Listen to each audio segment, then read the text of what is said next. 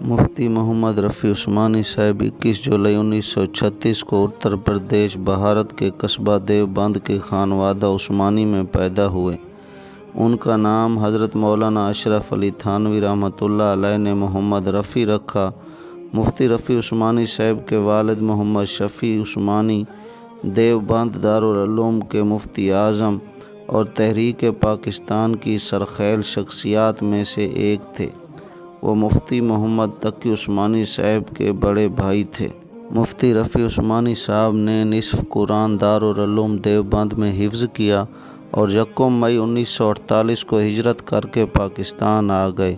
انہوں نے آرام باغ میں مسجد باب الاسلام میں قرآن مکمل حفظ کیا اور آخری سبق فلسطینی مفتی اعظم امین الحسینی سے پڑھا۔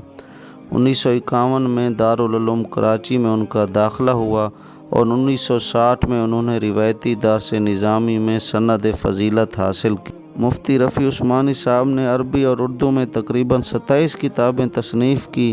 1980 سے 1991 تک انہوں نے HUJI سے متعلق اپنی یادوں کو دارالعلوم کراچی کے اردو ماہنامہ البلاغ کے علاوہ اردو روزنامہ جنگ اور ماہنامہ ارشاد میں شائع کروایا، جو بعد میں یہ تیرے پر اسرار بندے کے عنوان سے مستقل کتاب میں بھی شائع ہوئی۔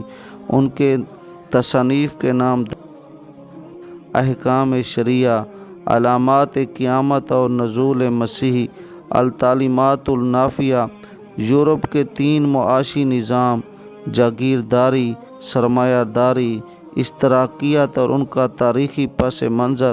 اس کتاب کا انگریزی ترجمہ بھی الگ سے شائع ہوا ہے۔ عثمانی صاحب کل پاکستان علماء کونسل، اسلامی نظریاتی کونسل، رویت ہلال کمیٹی پاکستان اور حکومت سندھ کی زکوٰۃ کونسل کے رکن تھے۔ وہ شرعی عدالتی بینچ عدالت عظمیٰ پاکستان کے مشیر تھے۔ انہوں نے وفاق المدارس العربیہ کی مجلس ممتحنہ کے رکن کے طور پر بھی خدمات انجام دیں۔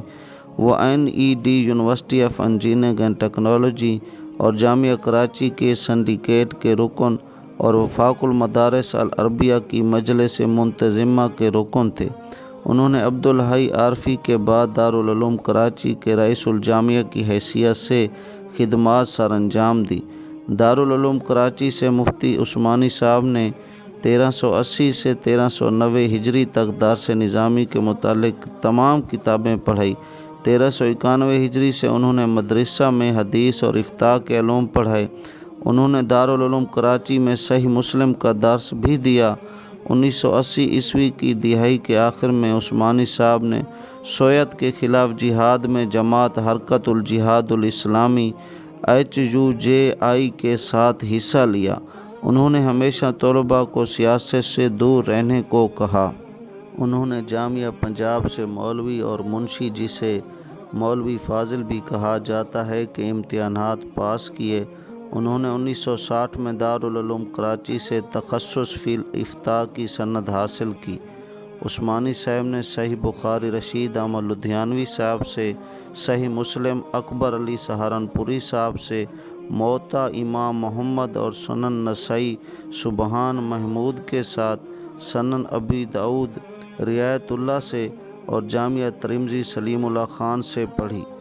اس نے محمد حقیق سے سنن ابی ماجہ کے بعض حصے پڑھے اور تکمیل ریاضت اللہ نے کروائی۔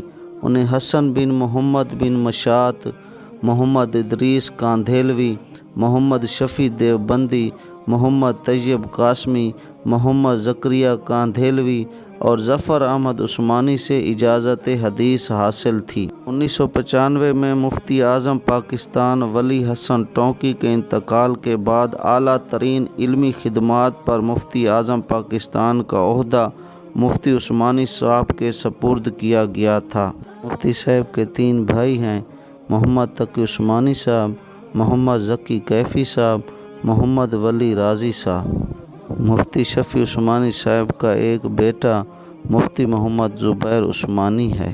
مفتی رفیع عثمانی صاحب کا انتقال طویل علالت کے بعد 18 نومبر 2022 کو کراچی میں ہوا۔ اس صدی کے قلندر اے سکندر الوداع، علم احمد مجتبی کے اے سمندر الوداع الوداع، علم احمد مجتبی کے اے سمندر الوداع۔